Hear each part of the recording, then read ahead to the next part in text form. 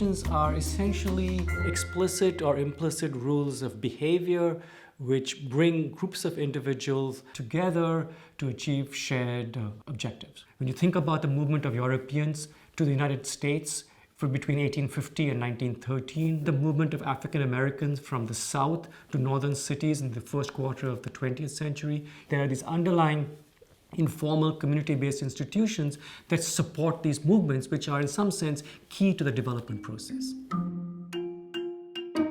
What development does essentially is to open up centers of industrial production. People move from the village to these industrial centers, to these cities that are starting to form. And both entrepreneurial creation as well as this process of movement has historically been determined by these underlying communities. Between 1949 and 1962, anyone who was a former colonial subject had free access, free entry into the United Kingdom. There were essentially three areas which sent the majority of migrants to the United Kingdom. From Bangladesh, there's Sylhet.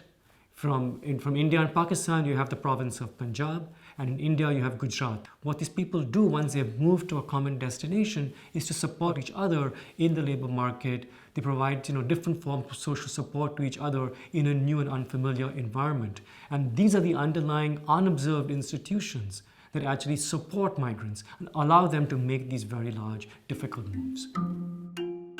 Today, if you look at China, you see again migration on an unprecedented level. Again, it's supported by networks. Sometimes it's kinship. In other cases, it's the hometown or it's the neighborhood. But whatever it is, it's typically a pre-existing social group that supports these kinds of group movements.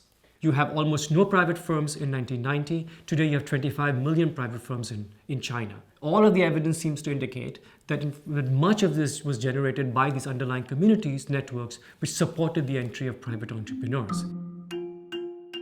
What we don't understand is, in some sense, the long-term process of assimilation over multiple generations. We also know very little about the community-based origins of industrial entrepreneurship, which is the other side of development. And once we bring these two things together, we will have a more complete picture. If in fact these community institutions or these communities support development in different ways and sometimes perhaps discourage the mobility of their members, is there a role for policy in actually making things function a little bit more effectively? If in fact we can understand how these forces can be better harnessed, then we'll go a long way towards in fact improving the lives of populations in other parts of the world where these processes have not begun as yet.